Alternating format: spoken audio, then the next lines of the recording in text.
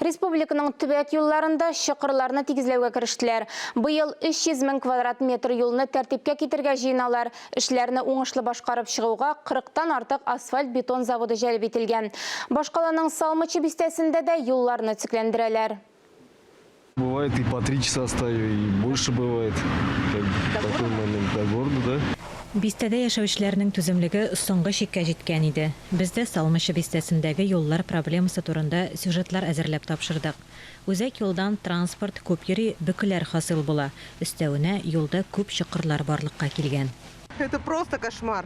Вечером мы не заедем в поселок, поэтому нам нужно вот где-то в промежутке между 12 и там 3 часами нам нужно как-то куда-то съездить, и все. Бистәнең үзәк урамын быел ныклап циклендерәләр. Ремонт эшләре май аенда башлана. Возможно применение усиленных оснований. Катынык материалга цемент кушылган материалларны асфальтка җәергә, юлда асфальт-бетон катламнарын арттырырга җыенабыз. Асфальт беренче катлы булачак. Юл катламының иң яхшы рецептын асфальт-бетон заводы лабораторияләрендә әзерлиләр. Төп материаллар булып бетон, ком һәм вак-таш кулланыла. Материалның тыгызлыгын, ныклыгын тикшерәләр, сыйфат дәрәҗәсен билгелиләр. Региональные федеральные дороги из нашей практики самые... Төбәк һәм федераль юлларга җәю өчен иң чыдамлы яхшы сыйфатлы вак-таш, асфальт-бетон катнашмалары кулланыла. Һәр материалның үз критерийлары, сыйфат күрсәткечләре бар.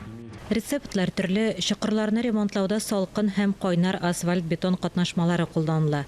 Барысы да ел фасылына бәйле. Быел төбәк юлларының 300 000 квадрат метрында чокырларны тигезләү күздә тотыла.